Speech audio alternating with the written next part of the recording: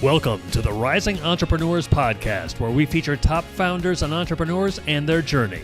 Now, let's get started with the show.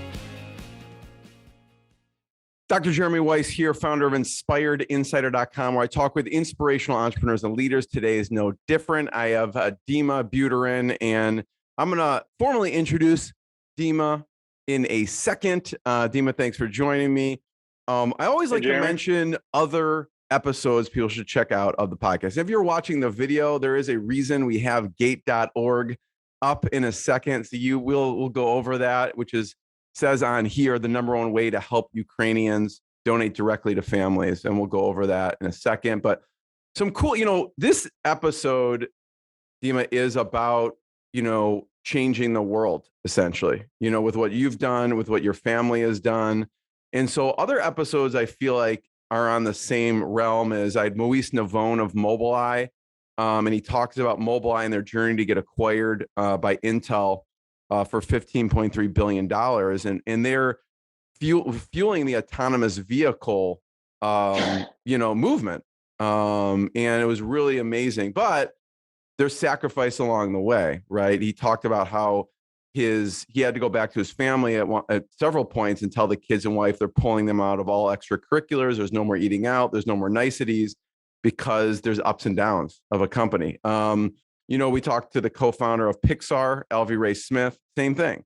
He talks about Steve Jobs and George Lucas, but there was a lot of ups and downs in that story. It's not just all sunshines and rainbows and many, many more. We met because of Jason Gaynard, so a big shout out to him. I remember, Dima, we were sitting at one of the mastermind talks, and you were telling me about, you're like, my son, he's going to be in Time magazine, and we're going over to Russia. And I'm like, who is this? Like, what is that? And you were telling me how old your son was at the time. How old was he when he was in Time?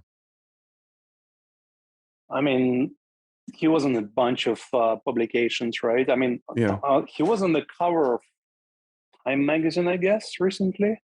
Yeah. Right? Like, but, in terms of being in Time magazine, maybe he was around 21. I don't know. Yeah. Amazing. So I'll formally introduce Dima in a second. What are they talking about here? But this episode is brought to you by Rise 25. And at Rise 25, we help businesses give to and connect to their Dream 100 relationships. And we do that by helping you run your podcast.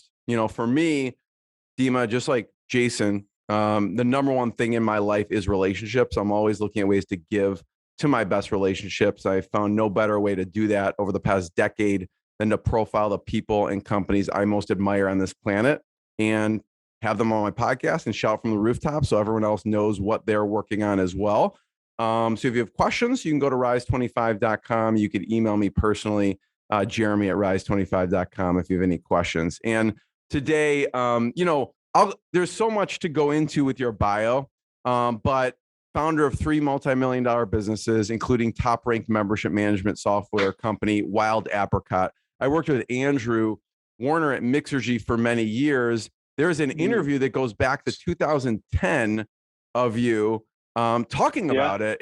And Wild Apricot served over 20,000 nonprofit organizations. He was also the co-founder of Blockgeeks with Amir Rosic, who I know as well. And then also he's an angel investor and just a mentor for blockchain startups and proud father of 3, one of which we just talked about, Vitalik Buterin, who's the creator of Ethereum. So Dima, thanks for joining me. Hey, Jeremy. Awesome to be here with you.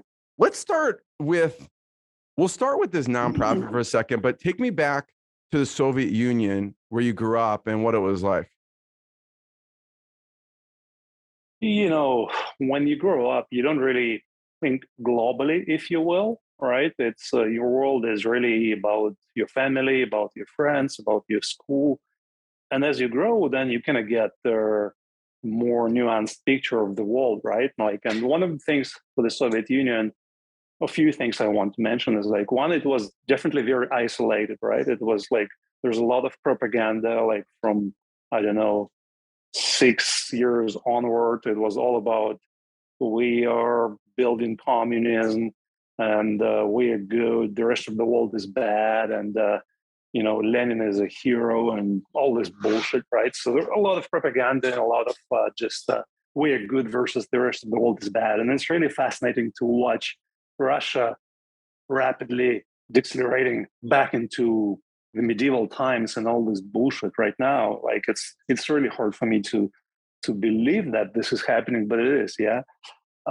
Also for me, like growing up in the Soviet Union and seeing their attempt at doing everything in such a centralized manner for such a huge country, right? Like, and seeing the total failure of that, like their commerce, their economy, their healthcare, everything was really messed up. Like, so all the buildings, like just the whole economy, it's like trying to do things in a centralized fashion doesn't work. I mean, that definitely got me firmly convinced in that. Yeah, but outside of that, end of the day, it's really as we grow up, it's about Demon, why did you not buy into the propaganda? There's people who do buy into the propaganda, right? Well, I bought into that too, like originally, right? But eventually kind of I got to see their how fake it is. I guess by the time I was a teenager, right? And I was pushed to like in Soviet Union, there was this whole ladder of things. Like first you're in this like communist scout kind of movement, then you in this next level thing, then you go into this Komsomol, which is like a youth communist movement, all this bullshit. Then you go to the actual Communist Party. So basically by the time I was supposed to go into this stage 3, this pre-communist party, I'm like, no, this is bullshit. I don't want to join this bullshit, right? Because I could see that it's all really about pretense. People just, parroting stuff without anybody believing that, and really just like trying to pursue their personal goals by leveraging that. It was a time when Soviet Union was breaking apart, and it was possible then, because before that it was like, okay, you either go there or you kind of lose your prospects in terms of going into good, university, in terms of getting a good job and stuff like that. But so as the Soviet Union was falling apart, it was also becoming more and more obvious that how fake this whole structure was. What made you move then? Because you moved to Toronto. Yeah, I moved 23 years ago.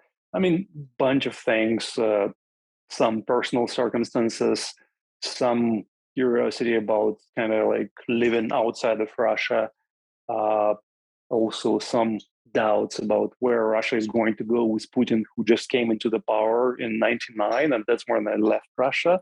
And I was very suspicious of what's going to happen. And like, my God, in my worst dreams, I could not have imagined the nightmare that it would drive Russia to. So, yeah.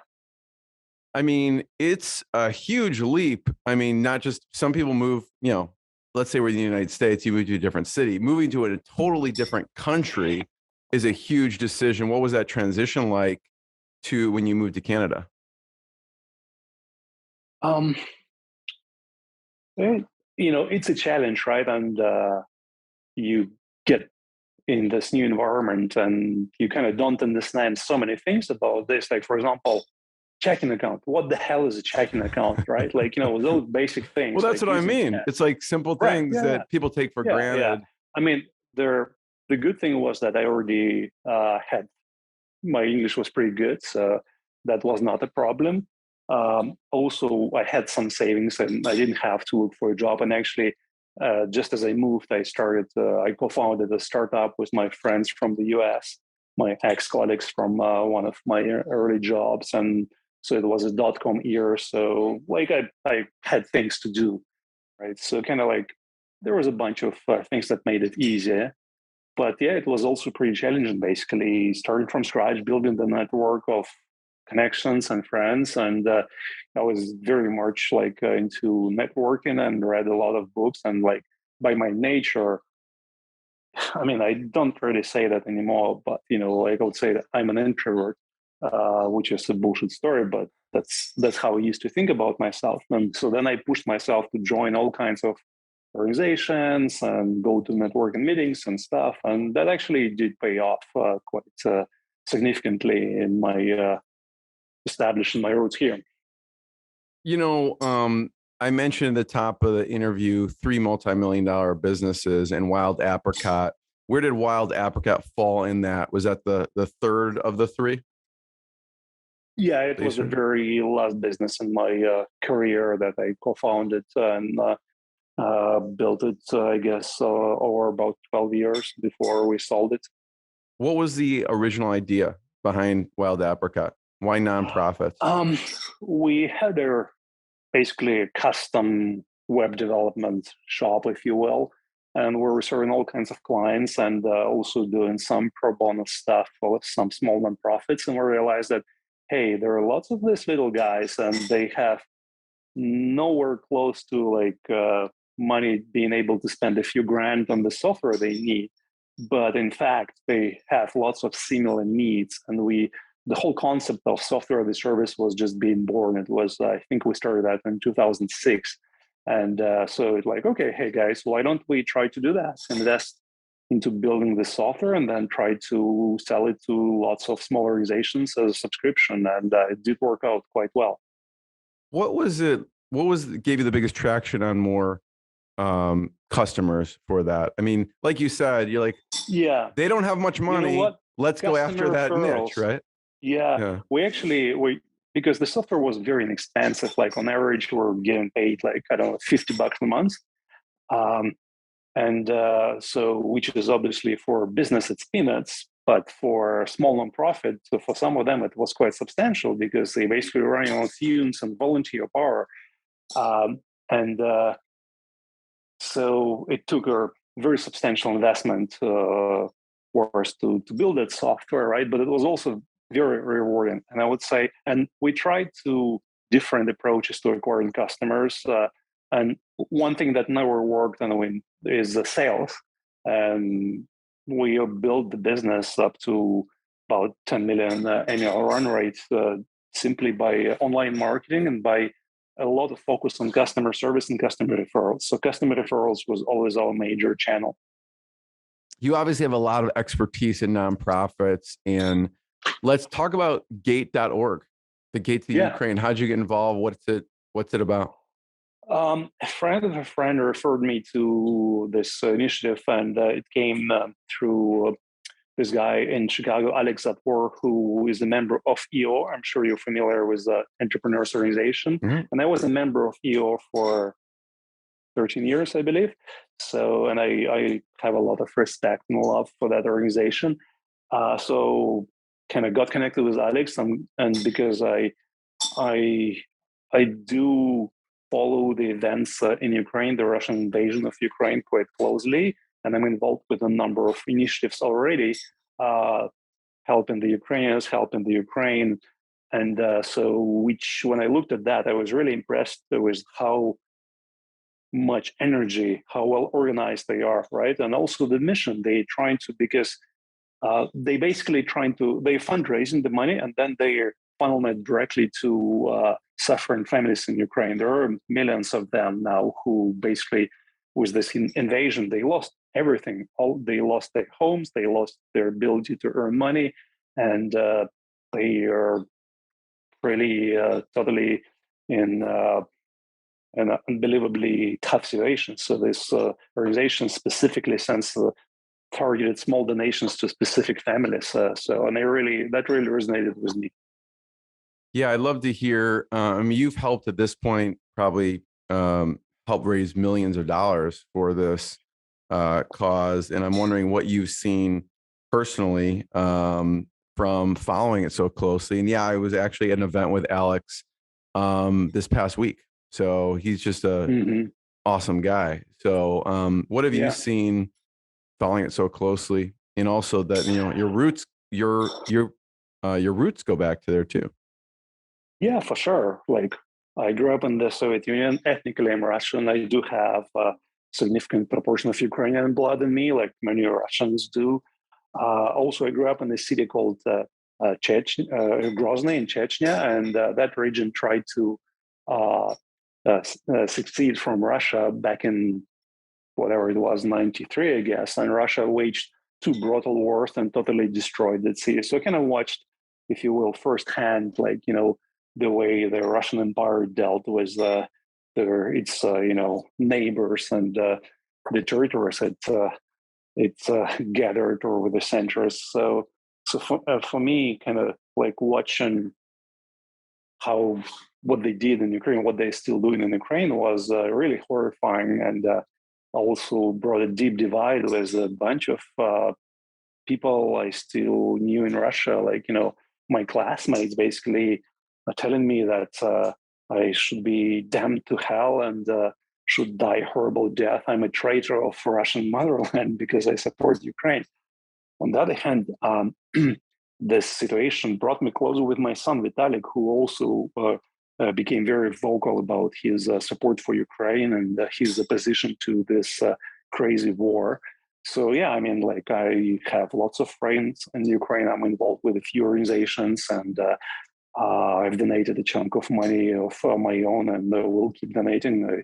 I am supporting my Ukrainian friends and connections. So it's it's a subject close to my heart.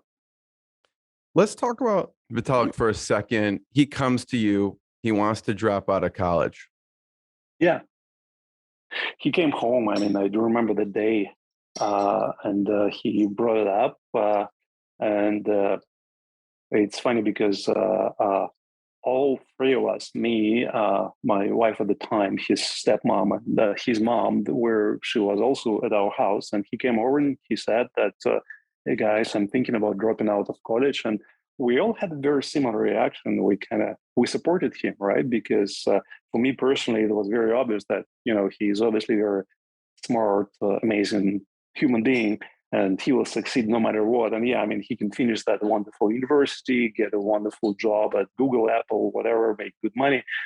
And him dropping out would probably make his life, if you will, more difficult versus just like, getting the education and then the job. But also I knew that he would learn much more, and hopefully he would become much more resilient human being too, and that's pretty much what happened. So yeah, I mean, we all supported his decision. There was no doubt in any of us.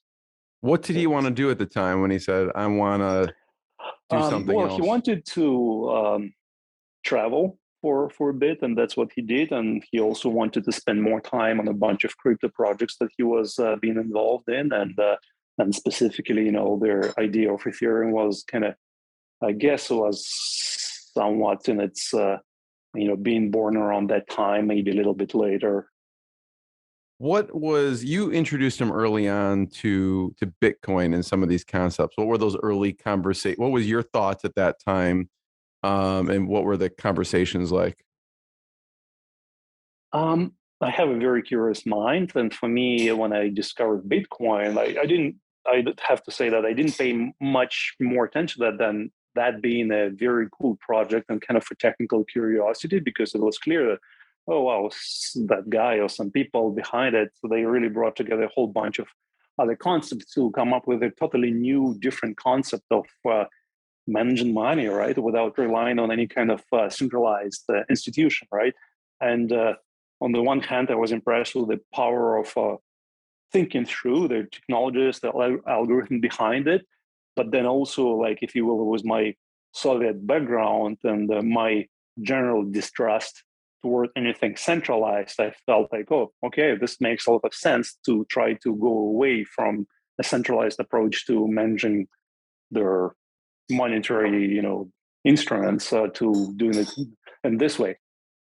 And then we had a whole bunch of conversations. I mean, we had some conversations, but it really piqued Vitalik's interest, and he got more and more involved. And him being my son, I was definitely, because of that, was paying more and more attention.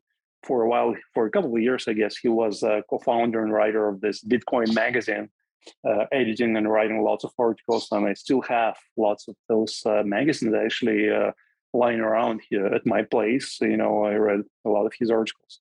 I love it. I could see like a signed copy to his dad, signed copy of Bitcoin magazine, right, for you. I love it. What was it at that time, the landscape? Because obviously he's writing. Did that magazine go online at some point, or what happened?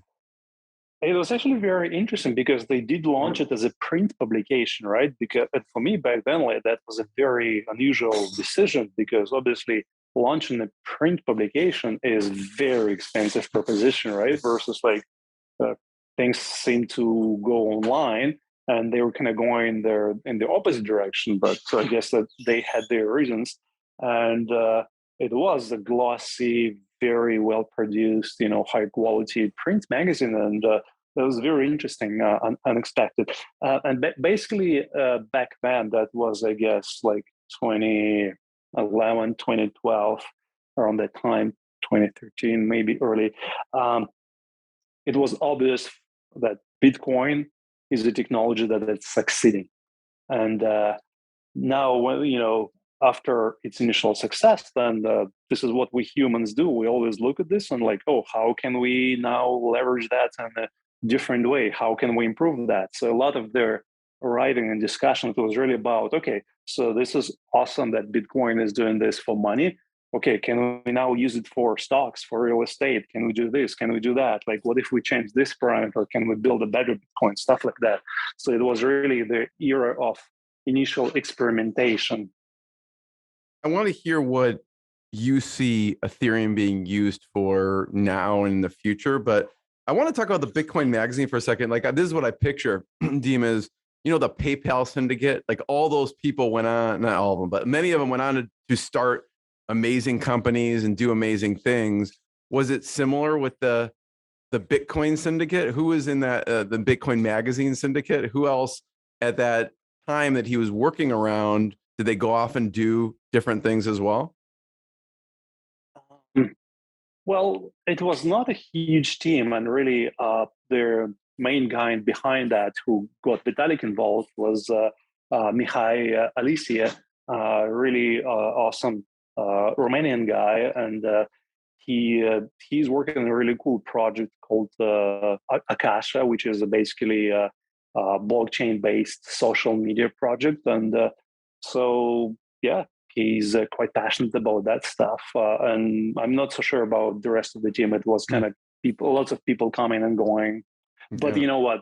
Definitely that early involvement and exposure to crypto and blockchain stuff that gave people the foundation to do so much, right? And then it was up to each individual. Yeah.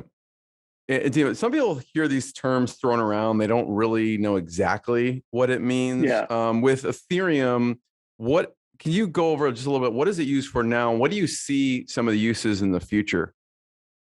For sure.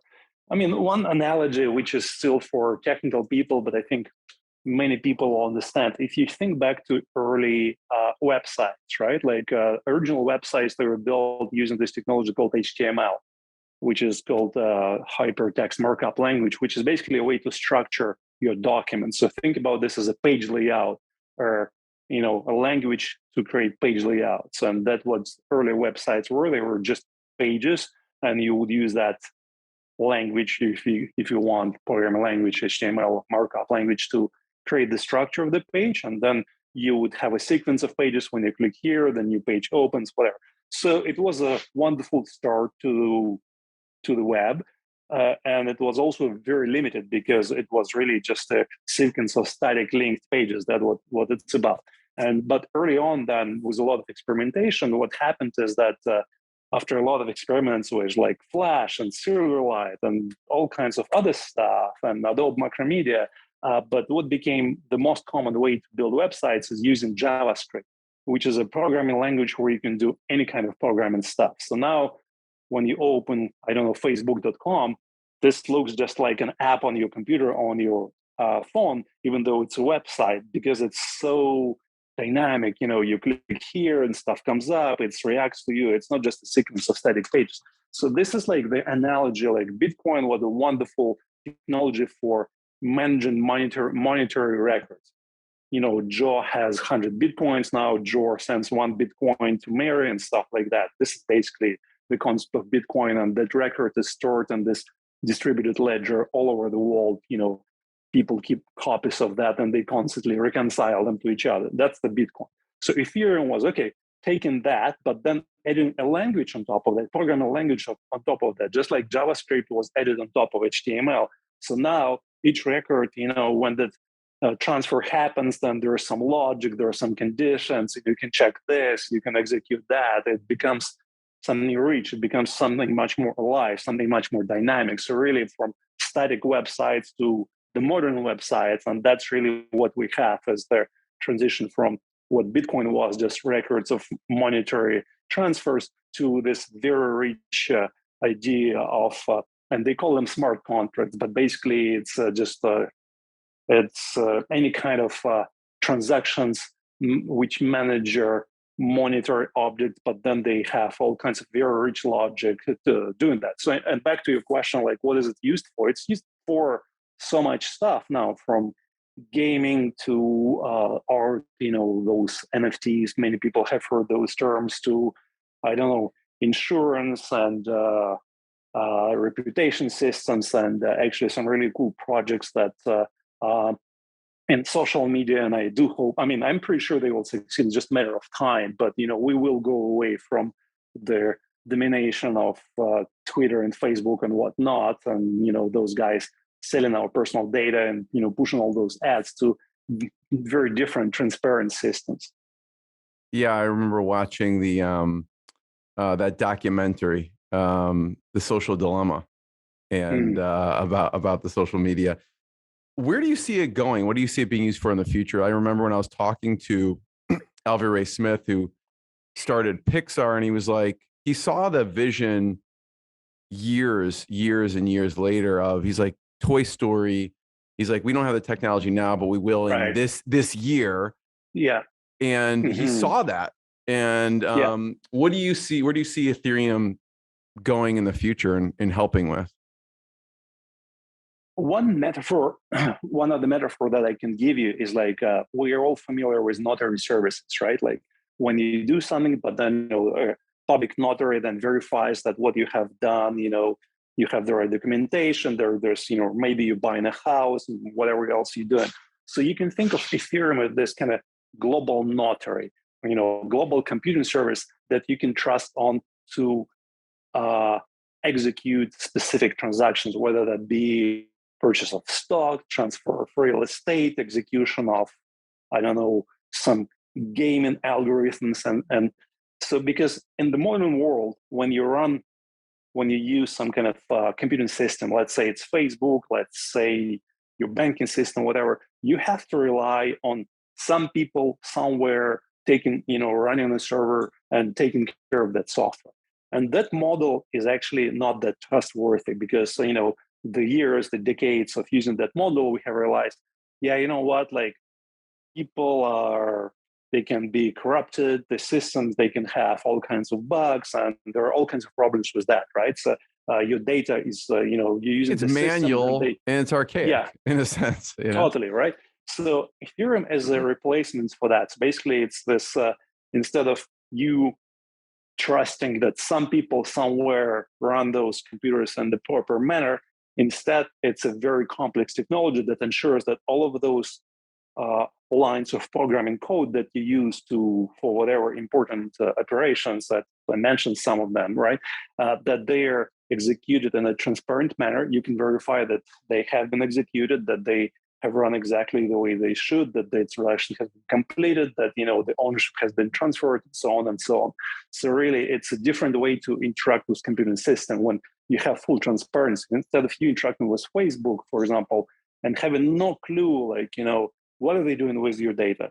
Who are they giving it, and so on. Like with their public blockchain-based system like Ethereum, then all of this stuff is verifiable, it's transparent, you can keep track of that. You decide. It's actually a very different paradigm. Again, like instead of you trusting that some people somewhere, they do a good job of running those computing systems to handle your data and do the processing that you need them to do. Now you become the owner. You have this concept of digital wallet, digital identity, digital ownership. And now you decide, okay, so maybe when they ask for this much information, I decide whether to give them or not. And I have visibility into what they're going to do with it and so on. So it's actually the change of this, there's this term people use, their self-sovereignty. You as a human being, you become the sovereign, the king of your data, your processing, the way you interact with the world, versus like having to blindly trust some other centralized systems, which obviously proved to be very unreliable and very untrustworthy in many, many cases. What's holding back the adoption? It is a very, very complex technology, because obviously I just described you in a very superficial way what they do, but behind the scenes there is so much has to happen, right? And let me put it this way: most centralized systems, they are built with some assumptions that there are some ideal humans who are kind and trustworthy and diligent, and they will run those systems. But we are humans; we are not that way, right? Bitcoin succeeded because it was technology built with very different assumptions. It was built with the assumption that people will try to break it, people will try to steal your money, people will do this and that. And the system was built with assumptions that they will try that. How do we prevent that from happening, right? So modern systems, blockchain-based systems, they kind of have to do that. They build for the assumption that everybody will try to break them, to steal your data, to be. So they're designed with a very adversarial, if you will, mindset. So there's a lot of complexity. There are a lot of very complex math and cryptography and technology, and it's really hard to do that properly, because again, people are very inventive, right? Some people invent the technology, then lots of other people try to break it, try to gain, to make some personal gains from that. So scalability was a very big problem for a long time. And I would say that actually in this year, 2022, we are finally solving the scalability issues, specifically on Ethereum, but there are some other awesome solutions that are being built. So before this, it was really a system that you could use it for some small project, but as soon as you get anywhere close to scale, then it becomes too expensive, too slow, and so on. And this is rapidly changing. So I think we're actually getting to the era of mass adoption of this blockchain-based systems now.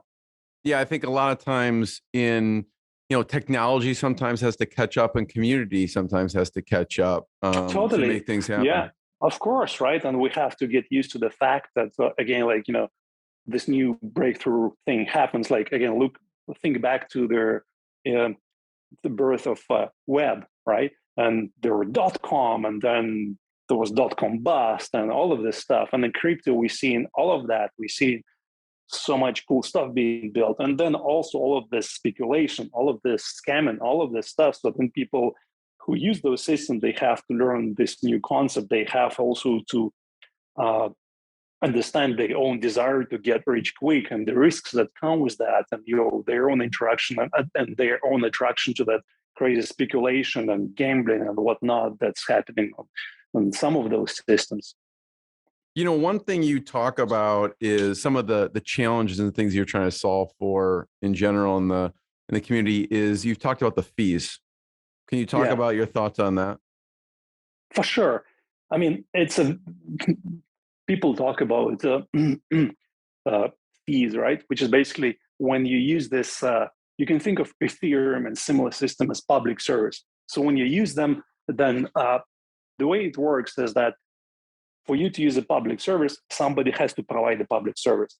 So for that public service to be provided, then again, why would people provide those computing facilities, right? And in Bitcoin, they're called miners. In Ethereum, they're called validators. Basically, people, companies, organizations, whatever, those who provide the resources to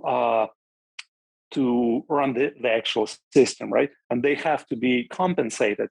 So there has to be fees for running the system. And it's also when people have made a number of attempts trying to get around this, but at the end of the day, when they try to build a system without that, then what happens is if every transaction has a chance, every transaction is free and they all get a chance to compete with each other, then immediately all those bots, all those spammers and scammers and whatnot, they just flood the system because they don't care. It doesn't cost them anything to do that. So they just flood the system with millions of transactions.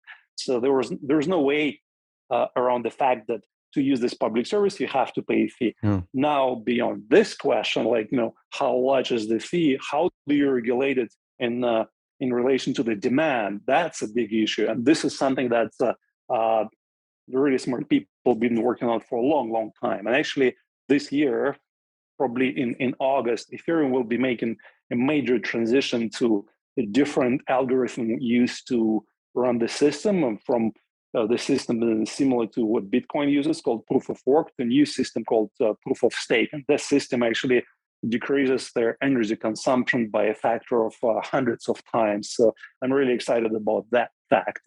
And it also creates a foundation for lowering the fees in the system as the demand keeps skyrocketing, right? Like, and at the end of the day, again, these systems, they're really built around very simple principles and connected to entrepreneurship. Growing up in the Soviet Union, entrepreneurship was not something that I understood because it just wasn't there. There's the centralized state, which was supposed to provide services and goods, and they were totally failing because there was no motivation. So eventually I understood entrepreneurship as, okay, you know what? You build some solutions, you solve problems for the people, you get rewarded for that. Very simple, right? So the same thing here is like systems like Ethereum. The question is like, is there demand for them? Well, nowadays, on a daily basis, people spend about $10 million on fees to use the system. So it's worth that for them, that much. And, it goes up and down. So there is obviously, it's well established by now that people do want this kind of service. They want this trustworthy, decentralized system that can run their, those kind of, if you will, automated legal transactions, if you will, right? That's what smart contracts are. So yeah, this is the current stage where we are, and I think from here on, we really entering the mass adoption times. Talk about, you started Blockgeeks with Amir Rosic. Talk about, what was the original idea for that? Very simple, right? Because we started that in 2016. Oh my God, time flies, right? 6 years ago.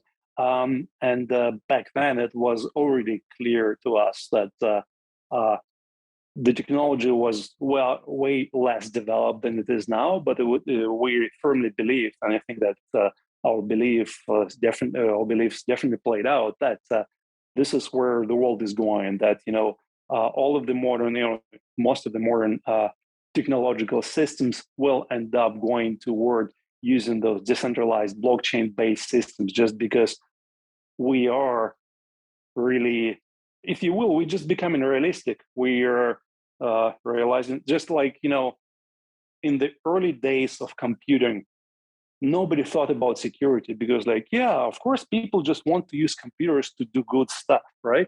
But no, people have all kinds of motivations. They want to make personal gains. They want to get advantage, this and that. So security was something that was added to computing systems much later on.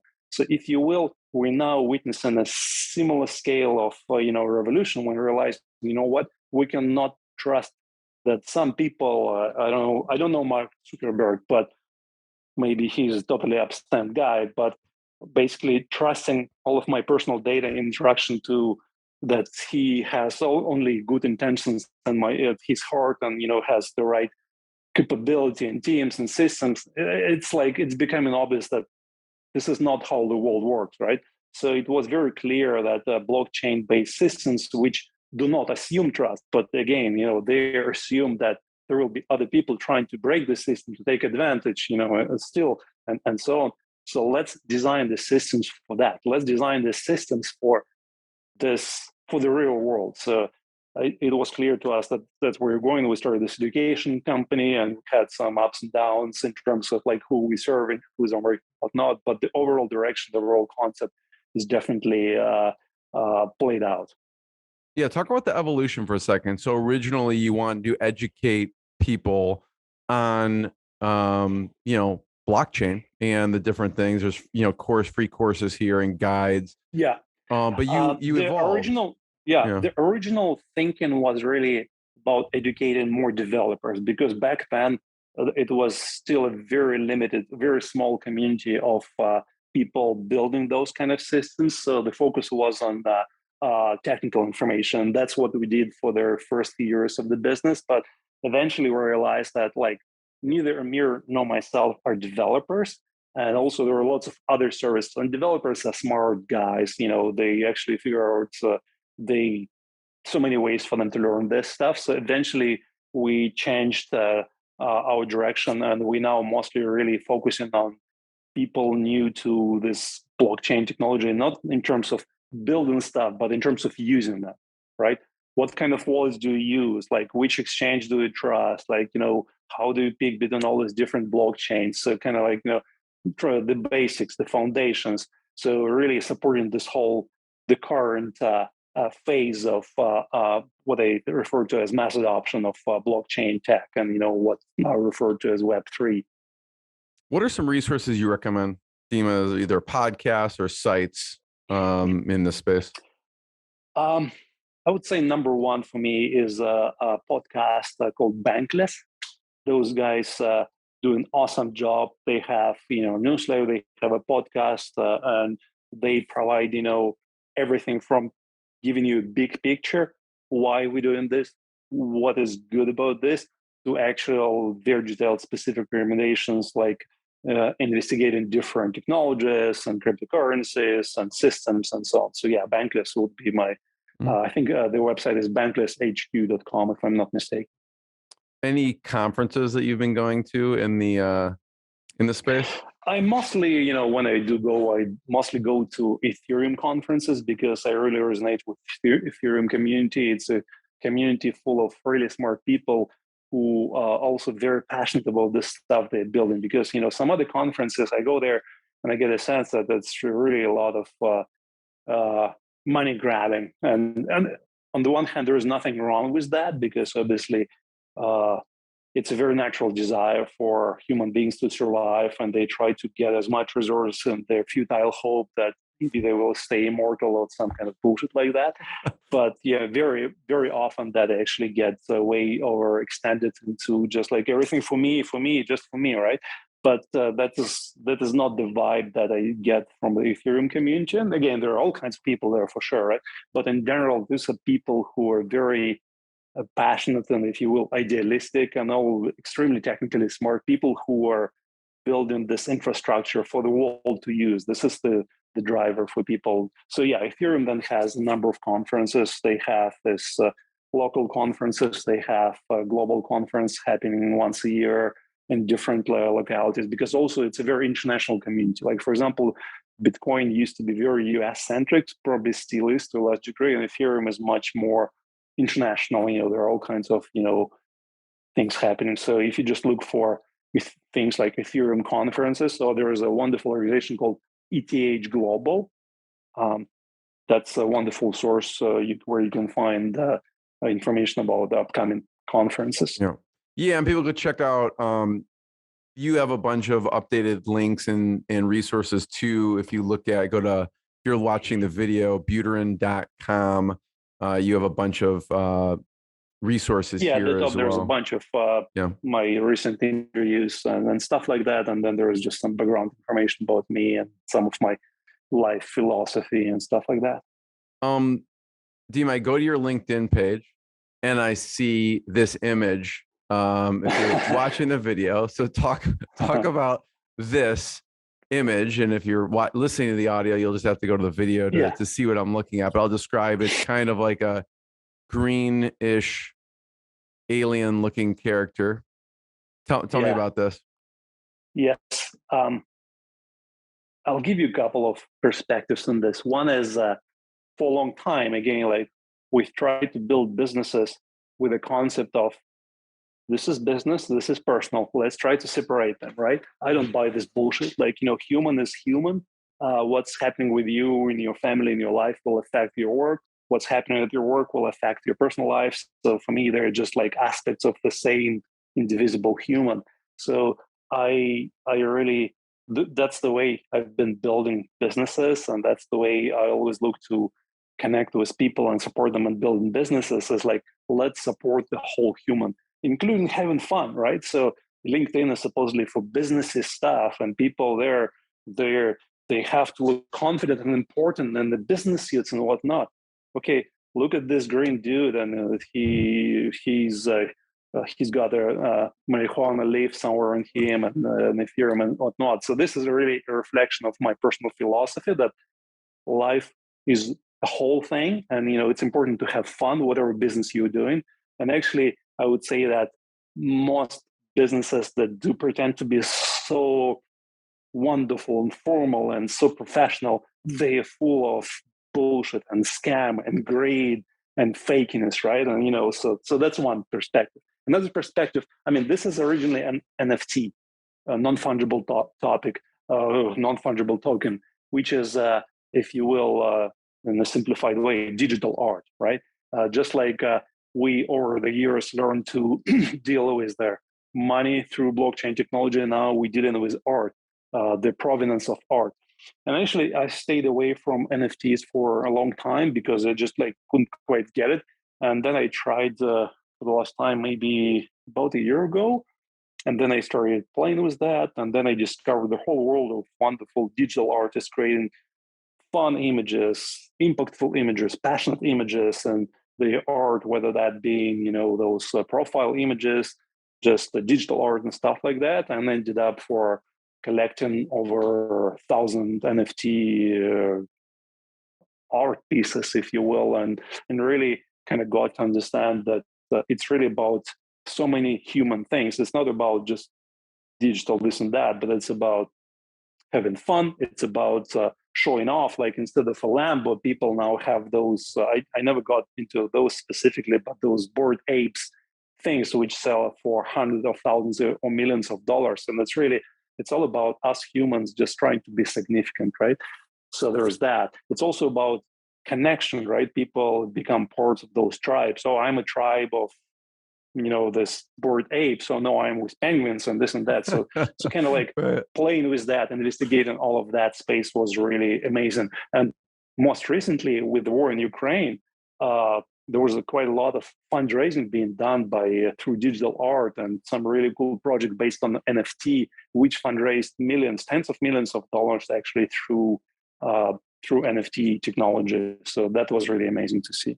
Have you found people are integrating physical objects with the digital NFT as rewards or things like that? And I ask that because I think it'd be a cool reward for maybe gate.org. Like maybe there's an NFT Ukraine project and people get 3 signed Bitcoin magazines from Vitalik or something as a reward. Right. I wonder how that would be cool. I've seen a bunch of attempts and projects. I have not seen anything succeed at large scale, but I think there is some really cool stuff. And just recently there was this project being discussed, like some people are thinking of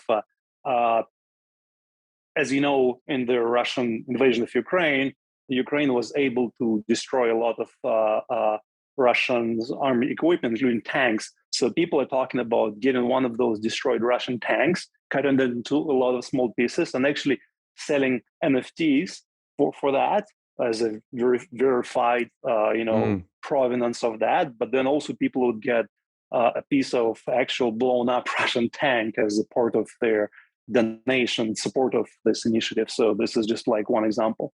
Amazing. Steve, I want to be the first one to thank you. Thanks for sharing your knowledge and stories. This has been amazing. I want to encourage people to go to gate.org. Also, you can check out buterin.com and more episodes of inspiredinsider.com. And Dima, thanks for joining me. Yeah, good to talk to you, Jeremy. Thank you. Thanks for listening to the Rising Entrepreneurs Podcast. This episode is powered by Rise 25. Please subscribe and check out future episodes.